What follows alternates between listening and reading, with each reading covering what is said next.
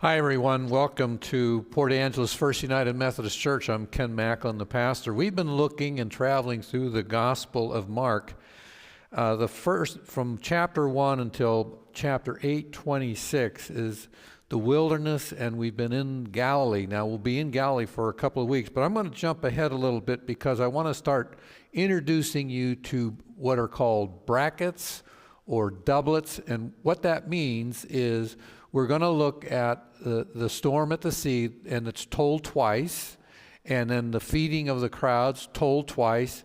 So what that means is they're bracketed. Like if you're reading something and you see something that's really important, you kind of circle it or you bracket it because you want to remember that. That was Mark's way, because this comes out of the oral tradition. This was Mark's way of saying, hey, pay attention to what's inside the brackets. So, for example, I call them the sandwich. You know, you got a piece of bread on one side, piece of bread, and everything that goes on inside. Well, these are brackets. They're like a sandwich. There's a sandwich, and we're going to look at what's going on inside to understand why these brackets are placed in the Gospel of Mark. So, the first bracket that I'm going to introduce you is at the end of chapter 4, the Gospel of Mark. Chapter 4, it's Jesus calming the sea. So let me just read that.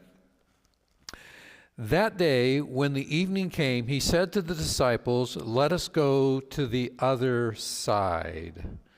Now, what does it mean to go to the other side of the sea? Now, remember, we've talked about the Sea of Galilee being a symbol or a metaphor for the human condition. That's why Jesus called the disciples to become fishers of people, because fish are like people in the sea. We are in the sea. We are in the fallen human condition. But now he's going to take them to the other side of the sea. And what that means is he's going to go to the extremity of the human condition. The extremity of the human condition, which has something to do with death and demonic forces. So they go to the other side, leaving the crowd behind. They took with them just as he was in the boat. There were 2 other boats with him. A furious squall came up, and the waves broke over the boat so that it was nearly swamped. And Jesus was in the stern, sleeping on the cushion. Now, what this means is Jesus is sleeping. That's the Christian metaphor for death. So now when the disciples are afraid, disciples woke him and said, "Teacher, do you not care if we drown?" Or better yet, translated as perish. In other words, total annihilation. Death is not annihilation. Death is simply, for the Christian, a time of sleep that we will be awakened from. Then he got up and he rebuked the wind and said to the waves, "Quiet, be still." Then the wind died down. It was completely calm. And he said to the disciples, "Why are you so afraid? Do you still have no faith?" Now, Matthew has, "O ye of little faith," and Luke does the same thing. But in Mark, he's pretty clear. You have no faith. You need to have faith in Christ, in other words. So he said, "You still have no faith." And they were terrified and asked each other, "Who is this? Even the wind and the waves obey him." So the disciples have no idea who Jesus is at this point. Now we know, because right in the beginning of the gospel, you know, the gospel of Jesus Christ, Son of God. So we're given that information. But in the story itself, the disciples don't know who Jesus is. He who can calms the storms and the waves, because Jesus is asleep at the stern. Or you could think of it this way: I'm crying out to God for help, but it just feels like God's asleep on the job. Why isn't something happening? So you can look at this in a variety of ways, but have faith in God, have faith in Christ. So now, what is the extremity of the human condition? In chapter 5, we're going to see 3 stories. The first story is about a man who's demoniac. He's possessed with an evil spirit, and he's clawing at himself. He's chained. You can read the story itself, but Jesus, he declares, why have you come to torment us before our time, Jesus, most high God? And then Jesus quieted the demon, or demons, because he said, I am legion, which means there are many demons in this place. And he quieted the demons. And then the demons said, Lord, let me be cast into the swine. Now, what are the swine? The swine's the unclean. The Jews are not to have anything to do with that, but send us to the swine. So there's a connection between the unclean spirit and the unclean swine. And then what happens? The swine run over the cliff and go back into the sea, because the sea is now the human condition rather than the extremity of the human condition.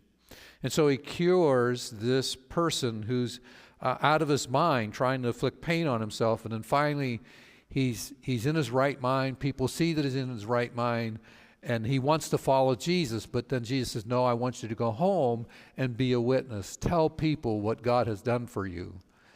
And the other herdsmen came out and saw what happened, and they were afraid, and they actually asked Jesus to leave because they were afraid. The Most High God is now among them.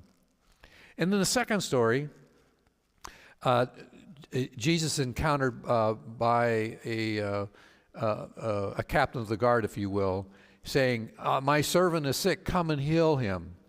And so Jesus is on his way to heal this slave of his when a third incident happens, and there's this woman who's had an issue of blood for 12 years. Now, we don't know exactly what that is, but she has been plagued for 12 years, and I'm sure she heard the stories about this healer. She wanted to find out, hopefully, because she's maybe at her wit's end, at the bottom of her existence, and she reaches out and touches the hem of his garment, and virtue, power flowed out of him and healed this woman. Now remember, in these days, women and men didn't have anything to do with each other, let alone touch each other. And then Jesus turned around and said, who touched me? And the woman at first didn't want to say anything because she was embarrassed. And finally she said, it was me. And then Jesus said, oh, my daughter, your faith has healed you. Your faith. Go in peace and be on your way. So that's the second example of the extremity of the human condition. The first is this demonic, where power, you might equate that to addiction, attachments, drugs, where we give power over to something else and we have no freedom for our lives. Jesus sets us free from power so that we no longer have to be a slave to that. Jesus sets us free from the fear of death and infirmity because he's sleeping in the stern, which is the symbol of the Christian death. And finally, he comes to it was the daughter. He came to the house where the daughter, and they were crying. And he said, why are you crying? Because she's dead. He said, not dead. She's what? She's asleep. Another metaphor for Christian death. He goes into the room with the two disciples, lays hands on her, she's awakened, and he raises her up. The same word where when Jesus healed the mother-in-law, raised her up, he raises her up. And when he raises her up, the first thing he says to the family is, feed her because she's hungry.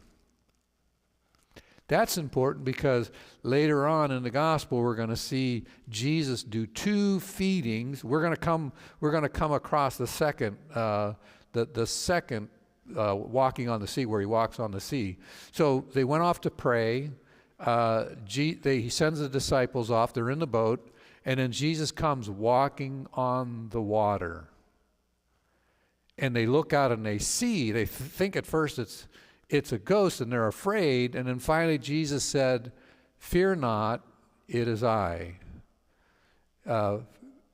Fear is phobia in Greek, phobia, ego amia, which means fear not, it is I. Now that's the same phrase that's used in Exodus 3:14, and that's what I think you need to hear, is that in Exodus 3:14 there's this thing called the Septuagint, which is the Greek translation of the Hebrew text that says in 3:14, when Moses asked God, who's sending me? What's my calling card?